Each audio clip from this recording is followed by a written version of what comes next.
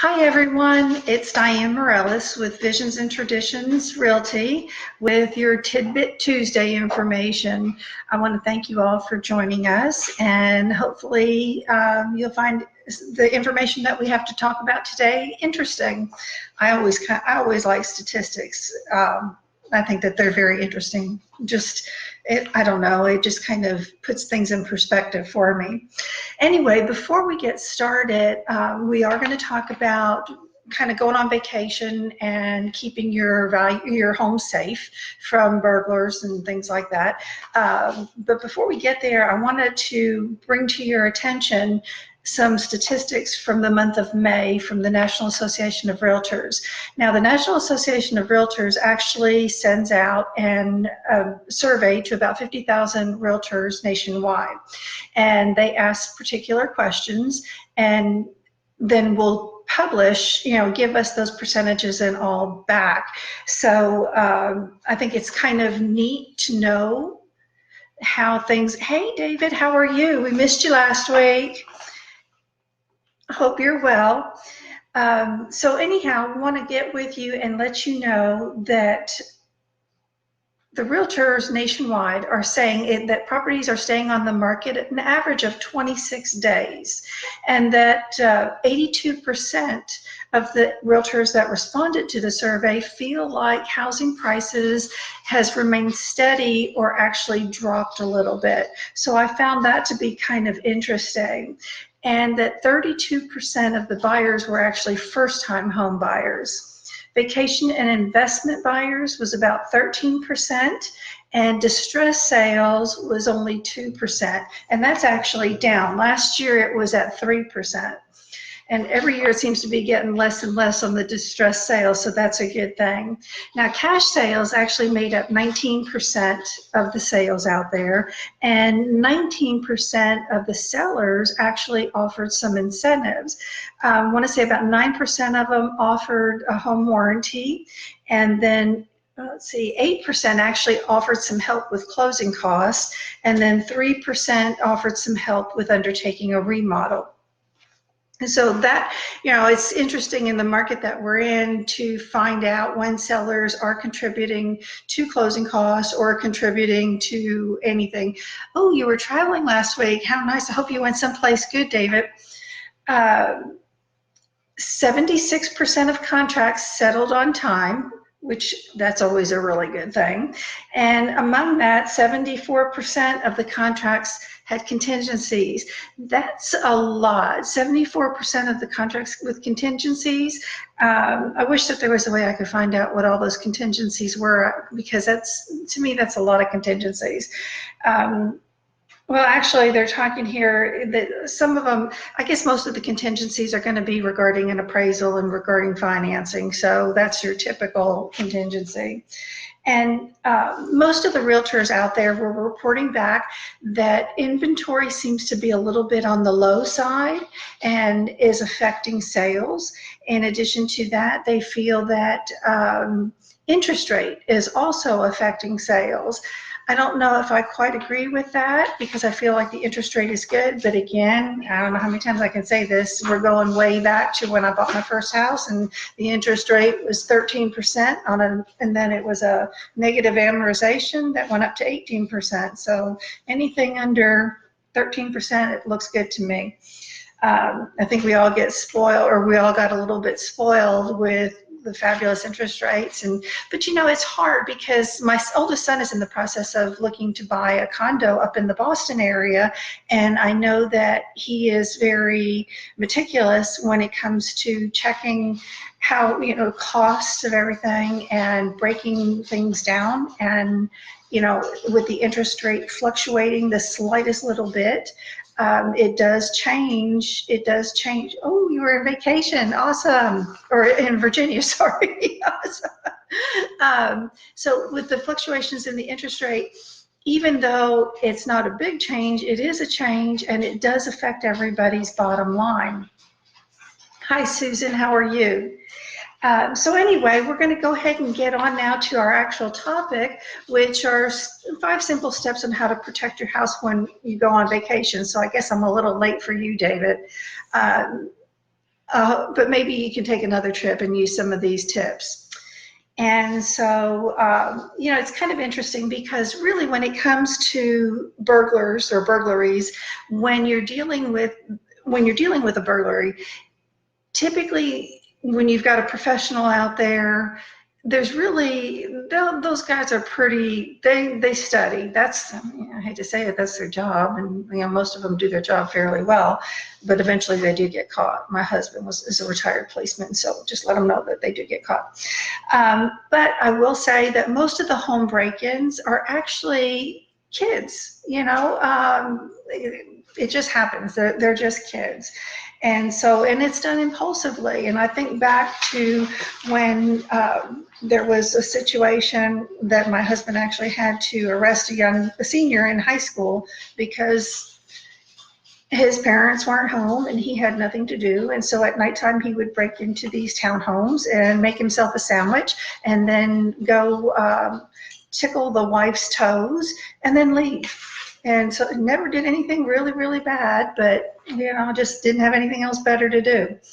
Okay, so anyhow, when we know that summertime is peak time for burglaries because that's when people usually take a week or two off and takes a little bit of time to travel, and it gives, but the whole point here is we want to give a would-be thief something to think about before they actually do break in. And so the first thing you want to do is start with a great lock. We all talk about double deadbolts or deadbolt locks. What you have to remember is that there's many different kinds of deadbolts, and you want to be very sure that you put on one with a heavy-duty strike plate and that you're using 3-inch screws so that those screws can go through the door jamb, because a lot of those locks come with lightweight strike plates and then the little 1-inch screws. So those are the ones that when you see like on movies when they kick down the door and the door jamb goes flying and it's no big deal, that's what they use. A 3-inch screw is going to be a little bit harder. Consumer's Digest actually recommends the Kwikset 980. So I recommend just looking at them and comparing them. Cheap is not necessarily better. Expensive is not necessarily better, So we all like to be a little frugal at times, but don't, just check the lock, and that's where you want to go when you're buying the strike plate and the screws and all of that stuff. And you do want to be sure that it is anchored very, very securely.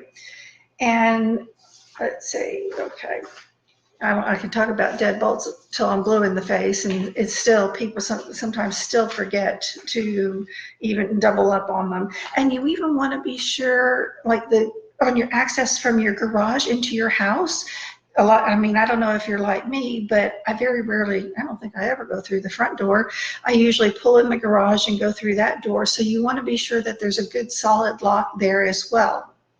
Now, that being said, another tip is your garage door. So if you've got a garage door opener, you want to be sure that you do something to secure it.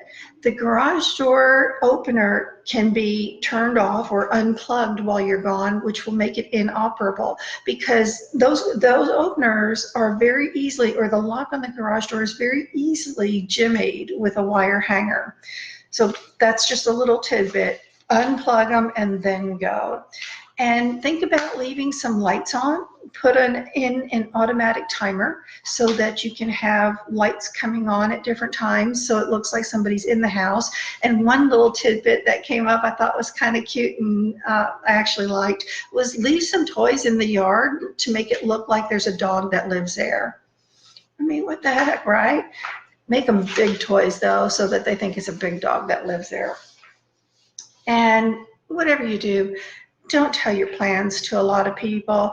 The biggest mistake most people make is posting it on social media, or while they're gone, while they're out of town, they're posting pictures on social media, and that is a dead giveaway. That's like, hey, come on into my house and take whatever you want. So just be careful with that, because that's a big deal. Also be sure that your bushes are trimmed in the front yard, so that it doesn't, you don't want things, get them trimmed so that as you're gone and they grow back a little bit, they don't look all ratty and straggly and all of that good stuff. And even think about installing some pathway lighting. You know, you've got those solar lights that you can just plug into right there at the sidewalk, and they're very inexpensive, and something like that would be very convenient. Also, check your house for weak points. Check your house for areas that would be easily accessible by somebody wanting to get into the house. For example, people who live up north have basements, and a lot of those basements, well, I guess all of them, really have cellar doors. And so a lot of people will actually secure that cellar door. You know, well, they have the door that goes into the house, and then they have the doors that go on top, and they'll secure that cellar door with a deadbolt lock. Well, that's not really securing it, because deadbolt locks can be easily cut with bolt cutters. So you want to be sure that if you are going to use a deadbolt lock, secure it from the inside and not from the outside. Let's see. Window air conditioner. And I know that most people don't use window air conditioner units, but that is a weak point. Some people use them, and they, you know, take their garage and renovate it or turn it into a gym or just an extra little room for whatever. Just be very, very cautious. It is a weak point. There are rods that you can buy and put up above it so that it secures the window, so that they can't take the air conditioner out and they can't just crawl through that window. And again, you want to be very, very sure that you go through your house and check all of your windows. That's another big deal. I cannot tell you how many times, even showing houses, that the biggest thing is leaving windows open. And we as realtors have to be very, very cautious when we're showing a house, that we go behind people and check the windows in the house, because most of the time, you know, if it's a first or second showing, we really don't know the person that we're showing to, and therefore, you know, we've got to be cautious, and we have to do what we can to protect everybody's goods. So, you know, I go through and I will check the windows to be sure that they're locked before I leave the house. You don't ever know. I mean, there's been cases where burglars have gone to look at houses and they leave a window unlocked, and they come back and climb through the window and steal the TV and the stereo and all of that good stuff. Now, what's really sad is the FBI statistics say that only about 12.4% of burglars actually are prosecuted. So that doesn't mean yay for the burglars. That means we got to get a little bit tougher on them. We've got to make everything a little bit harder. And think about, if you don't have a home security system, think about purchasing one. You know, they've got so many out now today that are rather inexpensive, and you can have them to where they're monitored or not monitored. I like the ones where you can, like here in my office, where I can log on to my cell phone and see what's going on, and it's constantly recording, so that, you know, if somebody comes through and something happens, God forbid, that it would be all recorded, and it just, I mean, it's there. And so just remember, it's, you know, security is not rocket science. It's just being conscious of the world around you. It's just stopping and going, okay, have I secured everything? And, you know, last couple of weeks we talked about hurricanes, and we talked a lot about checklists.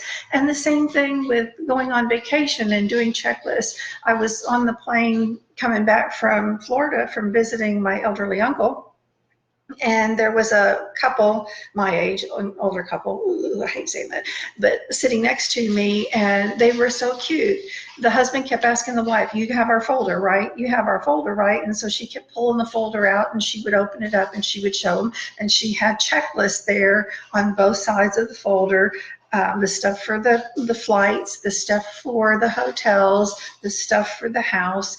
And I don't know how long they were going to be gone, but you know, a checklist makes everything a no-brainer, because all you got to do is follow through that checklist.